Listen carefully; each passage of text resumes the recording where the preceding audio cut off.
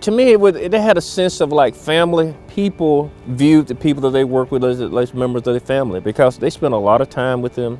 We done like grew up our families together, and they became part of my family, you know. If something happens to somebody, we all collect money and help that person and stuff. If somebody retires, we celebrate and give them big dinners and stuff. We enjoy coming to work, and we came to work and even came on our off days to support the people that live here. It amazes me how much caregiving is in that, you know, it's like you're meant to be here, you know?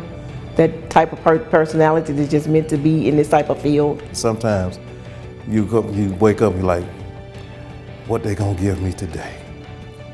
And then when you get to work, there's that smile that you used to seeing when you come in the morning. Those are the things that you enjoy, that you come to work for. We were 5-year-old when we were admitted in back yonder. 1960 to 69. Remember when we was little here and went to school here. It was all right at times, but it probably, like most people, would have been the last place I would wanted to be in, you know. You could say it wasn't like being at home or anything in your own home or anything like that. You had a certain time to do everything. Go and eat your meals, your breakfast and dinner and supper and stuff. You had a certain time for that. You had a certain time to go to bed. Plus you definitely could not leave the premises here to go off of it for some. At one time I thought institutional care was probably the best care. But it's like everything else in life, you grow and you evolve. As I became more involved with community development in the, not only here but also nationwide, it became increasingly clear that the least restricted environment were for people to move into a less congregate setting in a community type setting. It was also a good move for the people. I mean, who wouldn't want to live in their own home instead of an institution?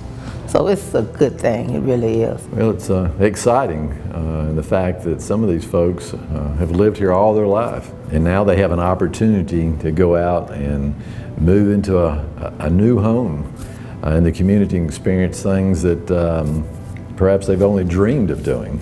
Well, you can go out and be with people that you know and people that, with normal people too, and you can be with them and socialize with them and mingle with them.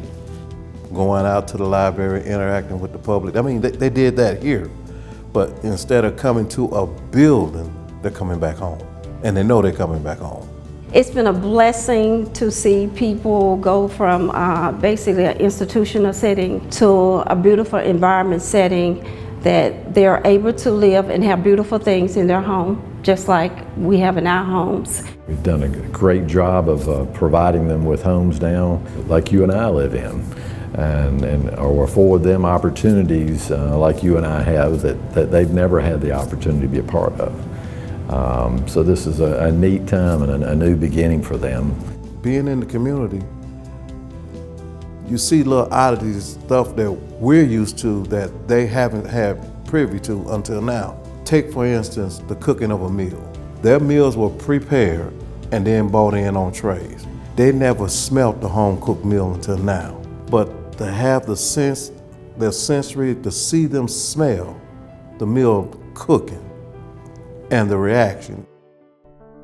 It feels real good to know that places like that are not needed anymore because people with intellectual disabilities, they can be treated like everybody else and not any different. We've made a lot of strides and improvements and looking to the future. Instead of the past, we're looking toward the future.